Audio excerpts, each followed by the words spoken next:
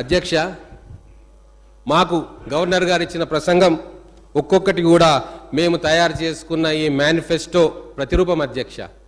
గౌరవ ముఖ్యమంత్రి గారి నేతృత్వంలో అనుభవజ్ఞులు, విద్యావంతులు, అపార రాజకీయ అనుభవం ఉన్న మా శ్రీధర్ బాబు గారి చైర్మన్గా మేము ఒక మేనిఫెస్టోను తయారు చేసుకున్నాం.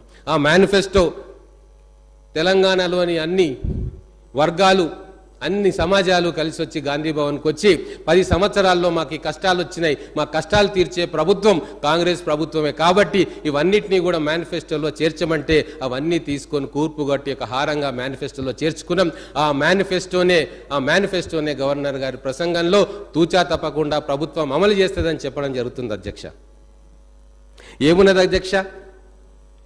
ఈ సభలో లేరు వారి పేరు నేను ప్రస్తావించా, కానీ వారు చెప్పిన మాటలు నేను ప్రస్తావించదలుచుకున్నా. కాంగ్రెస్ పార్టీ మేనిఫెస్టో 420 420 అంశాలు ఉన్నాయని చెప్పి హేళనగా మాట్లాడింది అధ్యక్ష. నేను ఈ మేనిఫెస్టోని చూపుతా ఉన్నా, నేను కూడా లెక్కబెట్టిన అధ్యక్ష ఎన్ని అంశాలు ఉన్నాయి. బహుశా 220 అంశాలు ఉంటాయి, లేదు అంటే ఇంకొక 30-40 అంశాలు చాప్టర్లను కలుపుకుంటే 250 అంశాలు ఉంటాయి. మరి నాకు అర్థం కాని విషయం అధ్యక్ష, ఈ 420 సంఖ్య ఎందుకు వచ్చింది, ఎక్కడి నుంచి వచ్చింది, దానికి మూలమేంది అని చెప్పి ఒకసారి మనం ప్రశ్నించుకోవాలి. ఒకవేళ 2014లో వాళ్ళు ఇచ్చిన మేనిఫెస్టో అంశాలు, 2018లో బీఆర్ఎస్ వాళ్ళు ఇచ్చిన మేనిఫెస్టో అంశాలు అన్నీ కూడగడితే 420 అయ్యిందా ఒకసారి వాళ్ళని చూడమంటా ఉన్నా.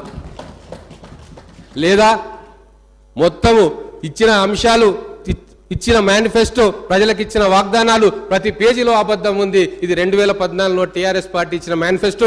వాళ్ళకి పంపుతా, వాళ్ళ సీనియర్ నాయకులను పేజీ చూసుకోమని చెప్తా ఉన్నా. గుండె మీద చేసుకొని ఆత్మసాక్షిగా చెప్పమనండి. వాళ్ళు ఇచ్చిన మేనిఫెస్టో 9 సంవత్సరాల్లో వాళ్ళు ఎన్ని అమలు చేసిర్రు, ఎన్ని అమలు చేయలేదు, ప్రతి ఒక్క పేజీలో నేను టిక్కు పెట్టినా ప్రతి ఒక్క పేజీలో ఒక అబద్ధం దాగి ఉంది, ఒక వంచన దాగి ఉంది, ఒక మోసం దాగి ఉంది. అది తెలంగాణ ప్రజలు గుర్తించరు కాబట్టి ఇక్కడున్న వాళ్ళు అక్కడికి పోయినరు, అక్కడున్న వాళ్ళం ఇక్కడికి వచ్చిన అధ్యక్ష.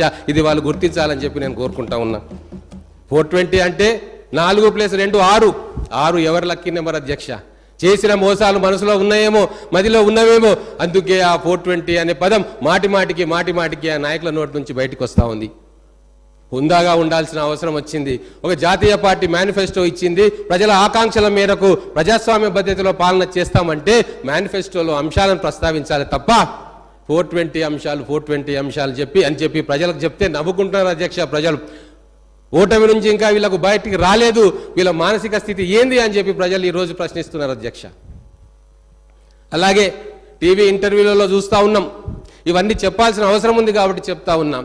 ప్రగతి భవన్లో ఎందుకుంటున్నారు కేసీఆర్ సెక్రటేరియట్కి ఎందుకు రావట్లేదు అంటే ఆ రోజు ఇచ్చిన సమాధానం ఏంది అధ్యక్ష? బీఆర్ఎస్ నాయకులు ఎక్కడుంటే ఏంది, అధికారులు పనిచేస్తున్నారా లేదా, మేము ఎక్కడుంటే ఏంది, ఫైళ్లు మా దగ్గరికే వస్తాయి, సంతకాలు పెడతామని చెప్పి ఆ రోజు చెప్పిండ్రు. కానీ ప్రజాస్వామ్య పరిపాలన ఎక్కడి నుంచి జరగాలి అధ్యక్ష? ఫామ్ హౌస్ నీడలో, ప్రగతి భవన్ నీడలో కాదు, సెక్రటేరియట్లో జరగాలి. ఈరోజు ముఖ్యమంత్రి గారు, గౌరవ ముఖ్యమంత్రి గారు, గౌరవ మంత్రివర్యులు సెక్రటేరియట్లో కూర్చొని పరిపాలన చేస్తూ ఉన్నారు.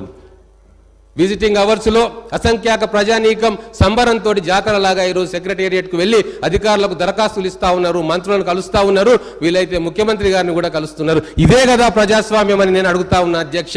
ఈ ప్రజాస్వామ్యం కోసమే ఓటర్లు మాకు అనుకూలంగా తీర్పు ఇచ్చింది కదా అధ్యక్ష. అందుకే ఈరోజు తెలంగాణ ఎడ్డి తెలంగాణ, గుడ్డి తెలంగాణ కాదు, కర్రు గాల్చి వాత పెట్టే నైపుణ్యం గల తెలంగాణ. కాబట్టి ఈరోజు మళ్ళీ అధికారంలోకి నమ్మిన కాంగ్రెస్ పార్టీ, తెలంగాణ ఇచ్చిన కాంగ్రెస్ పార్టీ ఈరోజు అధికారంలోకి వచ్చిన విషయాన్ని మీరు ఎవరు కూడా మరవద్దని చెప్పి నేను కోరుకుంటా ఉన్నాను. మొదటి పేజీని చూడనట్టుంది. మొదటి పేజీలో చాప్టర్ 1లో మేమేమన్నాం? అవినీతి, కరప్షన్ అంతు తేలుస్తామన్నాం, కమిషన్ వేస్తా అన్నాం, చట్టబద్ధంగా అవినీతి ఎంతటి వాళ్ళు చేసినా అది బయటికి తీస్తామని చెప్పినాం. అది మాత్రం చక్కగా మర్చిపోయారు. కానీ మిగతా 420 అంటూ లెక్కలు కట్టి తెలంగాణ ప్రజలను మైమరిచే ప్రయత్నం చేస్తూ ఉన్నారు. ప్రజాస్వామ్యబద్ధంగా ఎన్నికైన ప్రభుత్వాన్ని చులకన చేసే ప్రయత్నం చేస్తూ ఉన్నారు. ఇది ఎంత మాత్రం